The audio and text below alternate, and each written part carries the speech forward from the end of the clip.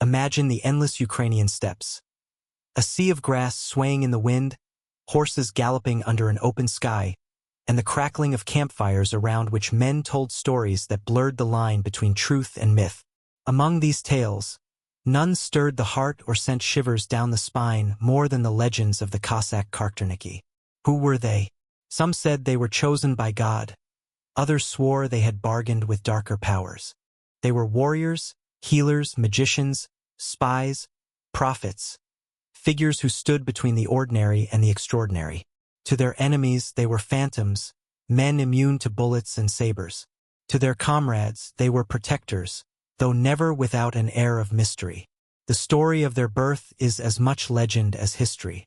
No one can pinpoint the exact moment when the first Kharkternyk appeared, yet every Cossack knew of them, and every village along the Dnipro whispered about them in hushed tones. The people believed that they was not born in an ordinary way. Some were said to have been chosen before their birth. If lightning struck near a pregnant woman, or if a child came into the world under a blood-red moon, the elders would whisper, "This one will not be like the others." Mothers spoke of infants who would not cry, who would stare with strange intensity, as though seeing beyond the veil of the world. One story tells of a boy found floating in a river, wrapped in reeds, unharmed, even though the current should have carried him away. The Cossacks claimed such a child belonged to the water spirits and would grow into a Kharkternyk. From the start, their lives were touched by mystery. Animals seemed to sense something different about them. Horses would bow their heads, dogs would growl, and birds would circle overhead.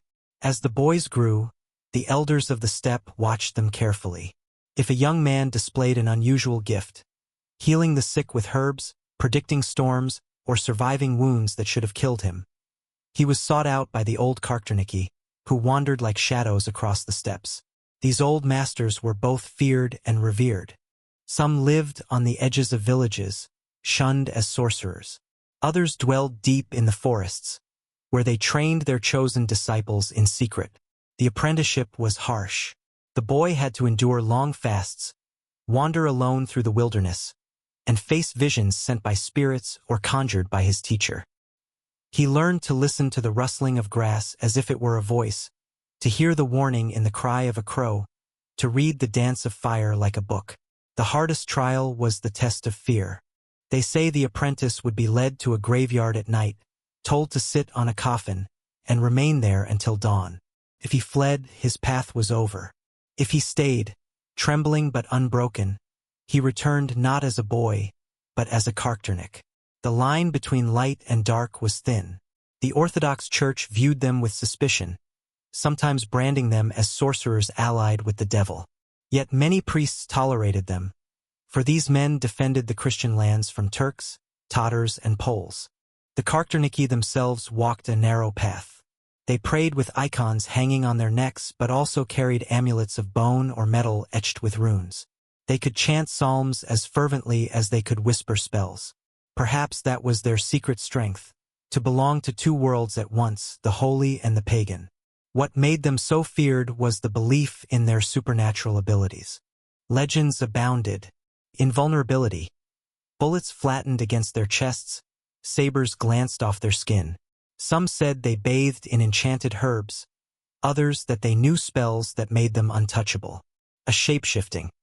They could turn into wolves, birds, or even balls of fire, slipping past enemies unseen. Illusion. A single Kharkternyk could make a handful of Cossacks appear as an entire army, confusing the foe and sowing terror. A healing. Their touch could close wounds, their herbs cure deadly fevers. On the battlefield, they were as much healers as warriors. A prophecy.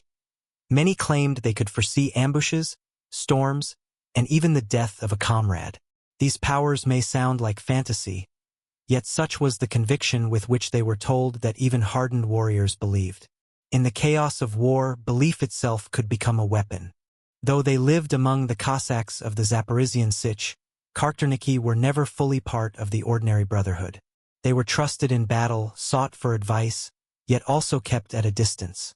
Around the fire, their comrades might joke loudly, but when they walked by, the laughter dimmed. It was said they never truly slept. Some kept watch through the night, muttering incantations. Others seemed to vanish for days, only to return with knowledge of the enemy's movements as if they had flown over the steppes themselves. And yet, when the enemy came, it was often the Kharkternyky who led the charge, their fearlessness infectious, their presence like a shield to the men behind them. Stories tell of their first great appearance in history, when Tatar raiders swept across the steppe, burning villages and taking captives. The Cossacks rallied. In that battle, a handful of men stood out, warriors who could not be cut down, who rode through fire without burning, who struck terror into hardened raiders. One Tatar survivor, captured and questioned, swore that he had seen Cossacks walking across the river as if it were solid earth. Another claimed arrows had passed through their bodies like through smoke. From that day, the name Kharkternyky spread like wildfire. Were they truly magical, or merely cunning and fearless warriors who inspired myths?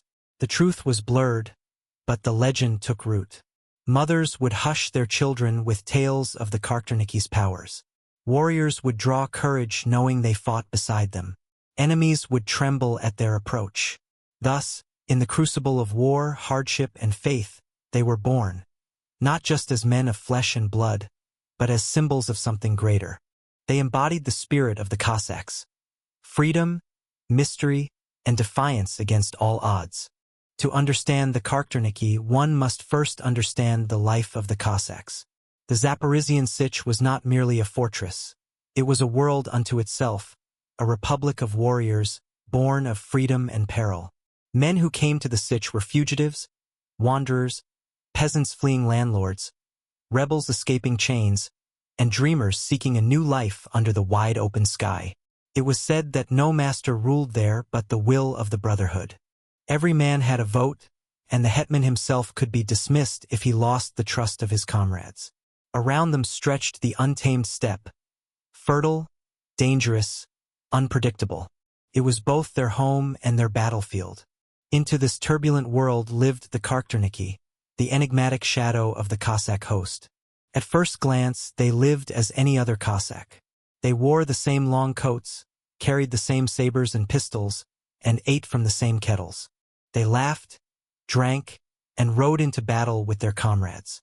Yet those who looked closely soon noticed the differences. They tended to sit at the edges of gatherings, watching with quiet eyes while others bellowed songs. They often disappeared for days at a time, returning with strange herbs or with news of distant enemies. They carried odd talismans: a wolf's tooth strung on a cord, a pouch of soil from a sacred burial ground, a scrap of cloth inked with incomprehensible signs. At night, when most men collapsed in drunken slumber, the Kharkternyky would remain awake, murmuring words no one else understood, throwing herbs into the fire and staring into its flames as if reading secret messages. The others respected them, yes, but also feared them a little. It is one thing to fight beside a brave man, another to share bread with one who might speak with spirits. Despite the unease, they were invaluable to the Cossack brotherhood. When sickness swept through a camp, it was often the Kharkternyky who mixed bitter brews of herbs, laid his hands on burning foreheads, and whispered prayers. Many men owed their lives to such remedies, though they never quite knew whether to thank the healer or fear him more. In battle, the Kharkternyky were more than fighters. They served as scouts, spies, and advisors. Their uncanny ability to sense danger made them vital in planning raids and ambushes. A hetman might ask a Kharkternyky whether to strike at dawn or wait for a storm, and often the fate of hundreds would hang upon his words. The Cossacks knew that when a Kharkternyky said, "Tonight the enemy will falter," it was wise to trust him. Life among the brotherhood was one thing. Life within their own hidden circles was another.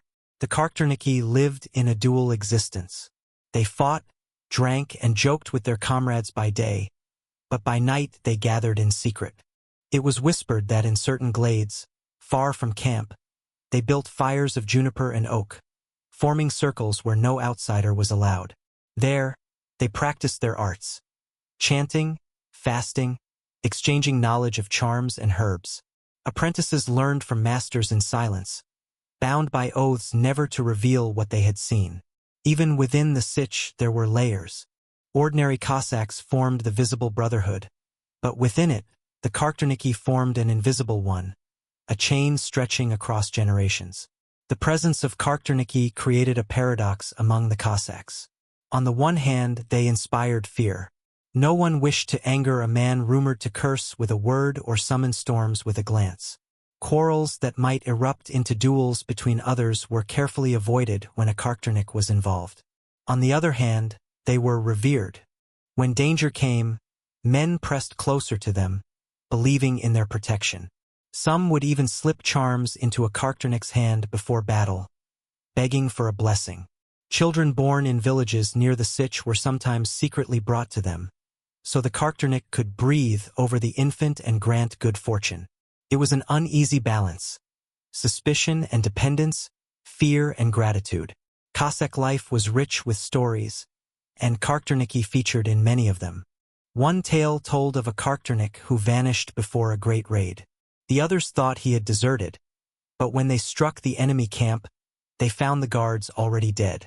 Some swore they had seen a great black wolf fleeing into the forest, and when they returned, the Kharkternyk was back, his saber unstained, smiling faintly. Another story spoke of a duel between a hot-headed young Cossack and a Kharkternyk. The youth drew his saber, but no matter how fiercely he struck, the blade seemed to slide off as if striking smoke. Exhausted, he collapsed, and the Kharkternyk lifted him gently, saying only, "A true warrior conquers his anger before his enemy." Whether these stories were true or embroidered, they spread quickly. The Kharkternyky became more than men. They became symbols, living legends walking among mortals. Yet such power did not come without cost. It was said that many Kharkternyky lived lonely lives. Though surrounded by comrades, they remained apart. Few took wives, for who could share a hearth with one who walked between worlds? Some grew old as wanderers, moving from village to village, offering healing and protection, yet never settling. Others carried heavy burdens. To see the future was not always a gift. Some foresaw the death of their closest friends, unable to prevent it. Some dreamed of battles where entire hosts perished, and awoke trembling. The Cossacks sang of freedom and joy, but for the Kharkternyky, freedom came chained to fate. Still, they were not without joy. During great feasts, when the kettle drums thundered and the wine flowed, even the Kharkternyky joined the revelry. They sang the old songs with voices as deep as the steppe itself, their laughter carrying into the night. On such nights, a stranger might not even notice who among them was a Kharkternyk. They looked like any other, until one saw the glint of strange knowledge in their eyes, the quiet stillness when all others roared. And when the dawn came, and the Cossacks saddled their horses to ride against the enemy, the Kharkternyky rode at the front, their presence both comfort and mystery. Thus the Kharkternyky lived, half among their brothers, half in the shadows.